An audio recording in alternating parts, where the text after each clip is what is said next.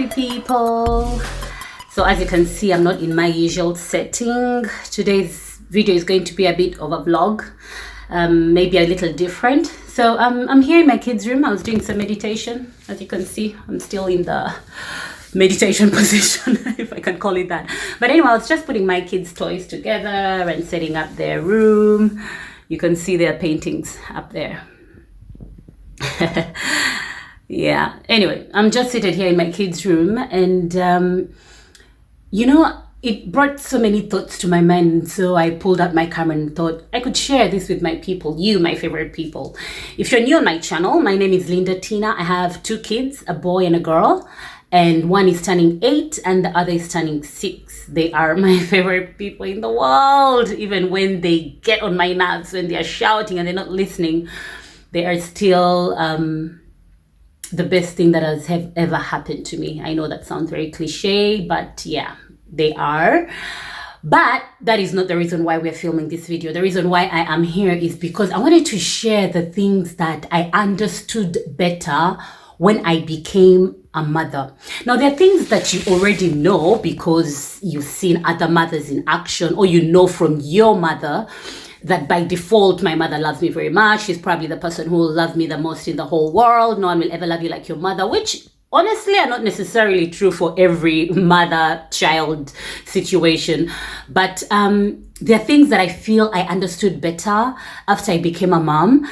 And I wanted to share with you so that you guys, if you're parents, if you're a mom out there, do you feel the same way about these things? And if you're not a parent yet, are these things that you already have in your mind that you think about motherhood? And the first one is, our parents are not superheroes. So for me, I don't know if this is because I grew up with a single mom. My mom to me is a real life superhero. Like, I'm not even kidding you. And I'm not saying that because she's just my mother, but I'm saying it from the things she has done, the things she's been through, and the way she's handled motherhood, even when it felt like she was not doing things the way she would have wanted to do it. She still went ahead and pushed. And anyway, I won't go on and on about my mother, because trust me, I would go on all day. But to me, my mother is a superhero. But not just that. I feel like to children, your mom has no faults, kind of. And even when they fault, when they do things wrong, you feel like your mother is this pure person that can never even hurt a person, can never hurt you, can never... Like, mothers are superheroes, you know, they are able to do everything. I don't know if you get what I mean. At least that's how I see my mom. I know she's a human being, she has faults, but I see this superior thing about her. When I became a mom, I realized that mothers are not superheroes, you know. They're not these super strong people like we think. They break down and cry. They suffer emotions as well. There are times when they don't like us so much, even if they are your mother, because in your mind, my mother is so perfect and she loves me all the time. So that is something that I realized after I became a mom, how human and real human beings mothers are too, that you as a child, especially when you're younger, you don't realize. Being a mom has also taught me how much little control you have over what your child is going to be, who they will become. Now, obviously, who we become has a lot to do with how we were raised, how we were parented. But then also on the other side, we are who we are. At least this is what I believe. And so no matter what your mother does, because you know, like where I come from, when a child behaves in a certain way, they say, but who's this child's mother? And how do they behave like this? How were they raised by their mother? Their mother didn't teach them better. But you'll teach your child all the right things, or your child will grow in that right way according to you, but you still can't determine who they'll become. At the end of the day, I think people become who they are meant to be, or who their character truly is, no matter how much you do the things you do or want to direct them in a certain direction. And this doesn't mean that we shouldn't do our best to teach our kids what we believe in and show them which path we want them to take. But I think we need to remain realistic that at the end of the day, they're human beings. They're like our children, human beings, and they're going to become what they're going to become no matter how much we do. Now, okay, I've talked about you not having control over who your child becomes, but now I'm going to sound like I'm contradicting myself, but also I have learned that our kids become a lot of who we are. This I've learned from my mother, but then I learned it even more, or let's say I confirmed it after I became a mother. My daughter copies me. Like, she tries to do everything I do. She tries to be me. She just does some little things that I do unknowingly, but she sees these things and she copies them.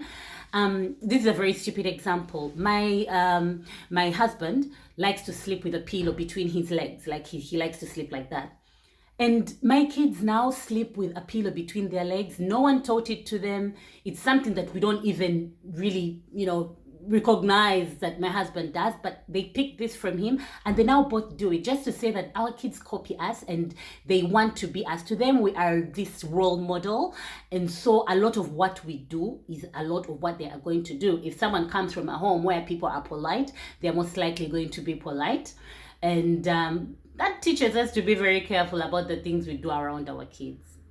Now, this one is interesting because I come from a big family. We're 11 from my mom, and we've always joked with my mom. One of those jokes, but serious jokes, and ask my mom, but who's your favorite? And then would always be like, probably this one is your favorite, and this one is your favorite because you favor this one more, or that kind of thing. Because I always felt like there should be one that you feel, like you love them the most. Maybe the firstborn because they're the firstborn, maybe the lastborn because they're the lastborn, or maybe the least noisy one, the one who has been the best in behavior while growing up. I don't know, but they should be a favorite one.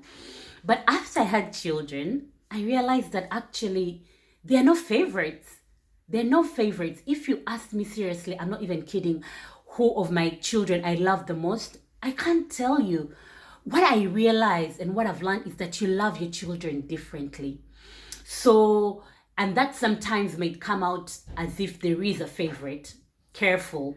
So you may love one because they are more, let's say, disciplined. And so they are easier to be around because they are not going to be messy.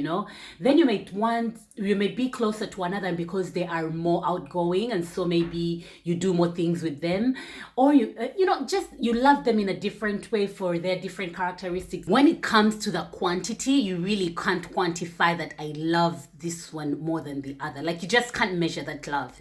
It's crazy. Speaking of love, you've all heard about a mother's love, you've read about a mother's love, but I'm telling you, when you experience a mother's love, you may not be able to express it the way you feel it, but there's something about a mother and child that is beyond words. And until you experience it, you can never understand it. You can read about it, you can feel it from your parent, from your mother, but the feeling itself, one, from the time that the child is inside you, some people don't have that connection. And it's not even just the connection, it's the love. You may not feel that bond immediately. You may not feel it as strongly as some people, because different people feel things differently. But there is this person in the world that you'll do anything for.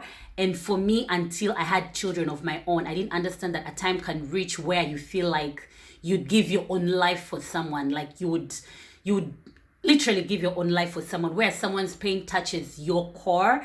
It's a love like no other. I know it sounds like something we've heard and we must feel by default, but it really is special. All right, guys, after that's said and done, I would like to add that this video does not suggest that every mother-child relationship is this way or feels the same. It's different for everyone, and sometimes the relationships are more complicated. Some people feel differently. I don't know, but I want to hear from the mothers out there, and even the people who are not mothers but have a relationship with their parents. Do they feel the things that I've mentioned the way I've mentioned them, or do they feel them differently? I don't know. These are my opinions. These are my views, and this is my journey, my motherhood journey. This is how I really genuinely feel. Enjoy the rest of your day. I just felt like sharing this. It just, came randomly to me to share this with you guys. Bye-bye. See you in my next video. Oh, and if you haven't subscribed, please do that. Bye-bye.